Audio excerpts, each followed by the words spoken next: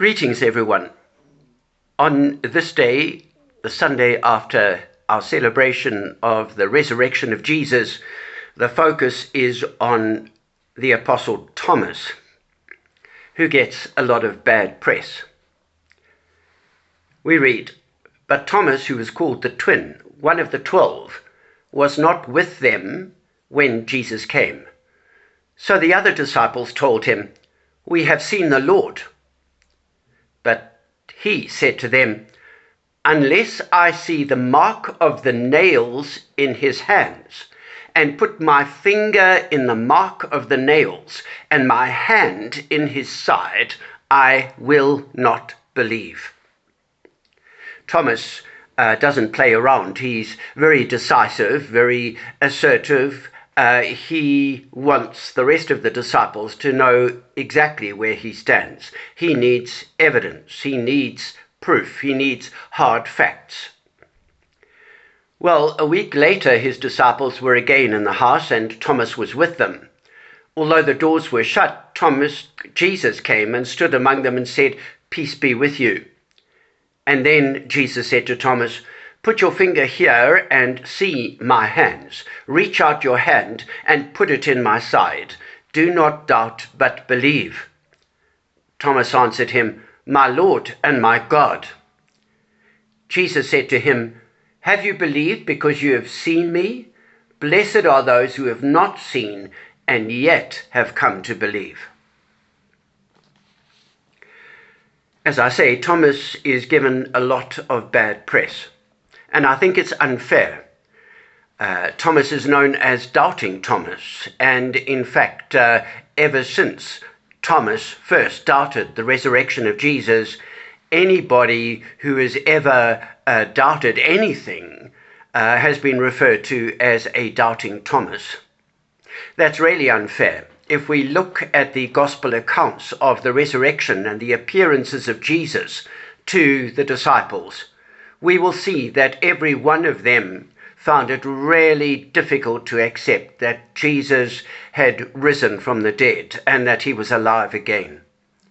And if we search the scriptures carefully, we will see that there is no one who was so full of faith and so convinced that Jesus was going to emerge victorious that they were not completely stunned, amazed, stupefied by Jesus' sudden appearance. And so Thomas, I think, is just a normal person. And I think at least he's honest, because I think all of the disciples, if they had been entirely truthful, would have to say, look, we really struggle to believe this. I mean, it's a tall order. How does somebody die and then rise again from the dead 3 days later? We might have seen Jesus raise Lazarus and perhaps one or two other people, but that was Jesus raising an ordinary human being. This now was Jesus in the tomb, buried, and Jesus is supposed to have risen from the dead. And who intervened in that situation to bring him to life again? So I think it is clear that everyone struggles to believe. Even if we have some sort of experience that is convincing and life-changing, we are still human and we still doubt. And in fact, it is a good thing to be honest about our doubting. The truth is that in life, not everything makes sense. Not everything has a purpose, at least a purpose that we can see and understand. Everything is not as it is supposed to be. Everything is not in its right place. God is not in control of the world as the world is today. Sometimes we struggle to find meaning in life and to make sense of the things that happen. And the truth is that most of us are wounded by life. Sometimes we have experiences when God seems to be completely absent. We have to live with mystery, with not knowing and not understanding everything. We have to live with darkness and doubts. There are no simple answers. Things are not black or white. There is a great deal of grey. God, we know, is not at our beck and call, not wanting desperately to make us comfortable and happy and healthy and wealthy all the time. It seems that God steps back and lets things take their course. A lot that happens does not happen according to God's perfect will. I'm sure we're all convinced of that. We cannot control our lives and we cannot control our future. Sometimes the things that happen in the universe are random. There's no explanation, and things come like a bolt out of the blue. And the suffering of some people is immense compared with the suffering of others. We need to question what we hear and what we read and what we see, and we need to reflect on our lives and on our experience to see whether our lives and our experiences teach us the truth about aspects of our faith. Believing in God and following Christ, we know, is about sacrifice. We are called to be ready to lose our lives. And that might mean to lose our certainty, to lose our security. We can't see clearly, but we carry on anyway. Our faith is not a crutch helping us to cope with a difficult life. Our faith is a cross. Perhaps it would be easier to just simply not believe and think, everything is completely random, and not then try to understand. In today's gospel reading, when Jesus invites Thomas to stretch forth his hand and to put his hands into the wounds, I don't think that Thomas actually needed to do that. Because as soon as Jesus appeared and said, here I am, here, see my wounds, Thomas's reaction was simply, my Lord and my God. I know that there is at least one great work of art that depicts Thomas plunging his finger into the wounds of Christ, and I can't imagine that anybody would have done that literally. And I think that Thomas in that moment was completely overwhelmed seeing the risen Christ. What I find interesting about this gospel passage, Thomas, who does not easily believe, is that Thomas believed when he saw Christ's wounds, the real marks of his crucifixion, where his flesh had been torn apart by nails and spear. Thomas didn't see the empty tomb. Thomas didn't believe the stories that the other disciples told of the appearances of Jesus after his resurrection. Thomas wasn't going to be convinced in these stories that suggest victory over death and triumphalism. And so Thomas needed to see the real, physical, risen Christ with his wounds. And it is, in a sense, the wounds of Jesus that convinced Thomas that the resurrection is real. And I wonder whether it is true that sometimes people will be more ready to believe when they see our wounds. Instead of sharing our success stories and how God has answered prayer, or how God has come to our rescue, or how wonderful God is, maybe we need to be more honest about our struggles, our failures, our hurt, our rough experiences. Although I am wounded, seriously wounded, I believe. That might be a more powerful testimony than, see how well integrated I am, see how successful I am, see how I've worked all things out and how I am together as a person, and see what God has done in me and how transformed I am. It was, of course, Christ's cry of utter abandonment on the cross. My God, why have you forsaken me? That strikes a chord deep inside of us, that helps us to relate to him. Being confronted with the humanity of Jesus is what we find so helpful in terms of being able to relate to him. Most of us have experienced that kind of desolation in one way or another, maybe not to the same extent. Jesus says to Thomas, because you have seen me, you have believed. Blessed are those who have not seen and yet believed.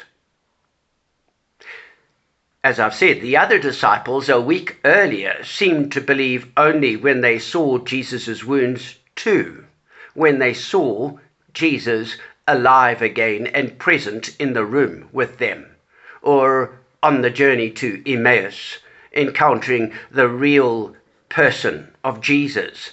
And very often those disciples had not recognized Jesus at all because they just didn't expect to meet the risen Jesus.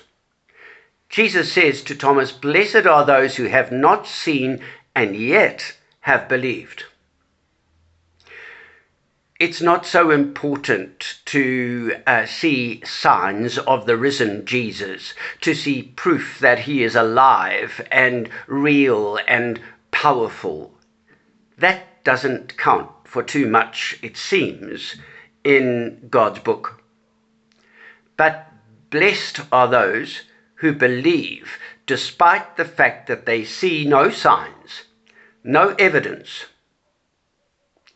In the Beatitudes, in the Sermon on the Mount, which we find are some of the most wonderful words of Jesus, kind of inverting the values and ethics of the world, Jesus says that those who are struggling are blessed. And Thomas surely was struggling to believe until he met the risen Christ. So those who are struggling, those who are weak, those who know their poverty, those are the ones who are blessed, not those who are happy and comfortable and have it all worked out and who are successful and triumphant and who are wealthy and who have their family relationships all together and healthy and who are breezing through an easy life. The risen Christ still carried his wounds. And if we have died with Christ, or are dying with Christ, and are being raised up to be the people God made us to be, then we will carry the wounds that have been inflicted upon us through life, through disappointment, through broken relationships, through things that people have done to us, and so on and so forth. We still carry our wounds. And being honest about our wounds might help other people to be convinced that our journey is real and we are simply pilgrims on a journey, and we struggle. Even if God has come into our lives in some powerful and transforming way, we still carry our wounds. And it's our wounds that make us real. Faith is believing in the resurrection of Christ, even though the world is full of death, darkness, deceit, and hatred. Faith is believing in our own resurrection, though we carry around in our hearts and minds marks of death, deep wounds, and we live with uncertainty. We experience resurrection when we love others. That's how we experience God. Loving others is the only way to experience meaning, joy, and fulfillment. God is revealed when we love someone else who is fragile and broken. When we love, wherever we love, God is present. Every time we manage to escape our own selfishness and reach out to someone who perhaps is hurt and struggling, we experience resurrection. We share in the resurrection life of Jesus. How do we know that Jesus rose from the dead? Because we love each other, because we see our wounds, because we acknowledge our wounds, because we know we are struggling and far from perfect, and still we love and accept and embrace each other. Still, we care deeply for each other. We make an effort sometimes to deny ourselves for the benefit of other people so that others might find life. It's our wounds that are convincing. People will know that we are real if we are able to share some of our sadnesses and struggles and disappointments and doubts. Resurrection is breaking through my own darkness to love someone else. Resurrection is about what happens in us and not to us. It happens when the risen Jesus emerges from deep within our broken selves and bursts forth, so that in some small way, a little bit of God's glory is revealed in our loving. It's a small victory, a small triumph over darkness. And so if our faith does not lead us into loving others and into celebrating our doubts and journeying together in the sort of closeness that only honesty can bring, then maybe that faith is not energized. Resurrection is not only what is going to happen to us someday when we see Christ face to face. Resurrection happened when God's love became real, when God's Spirit did something in you and me, something mysterious, something unprecedented, something which we might not be able to pinpoint. Resurrection happens when I choose not to sit licking my wounds, but when I make the effort to love. Resurrection happens when, despite my wounds, I reach out to others. And so, as I have said, Thomas believed when he saw the real physical wounds of Jesus. Maybe we need to be a bit more honest about our wounds, our struggles. Maybe we need to be prepared to be vulnerable. And certainly, I think that God calls us to be honest about our struggles and our doubts, and not to pretend that everything is easy and we're entirely comfortable and we've got it all sorted. Embrace your wounds. Be honest about your wounds. Live with your wounds. Don't lick them. But acknowledge that they're a real part of you, part of who you are. And in fact, our wounds enrich us because we are changed by the things that happen in our lives. And so be ready to be honest about who we are. And then the resurrection of Jesus can be real in us and through us. Amen.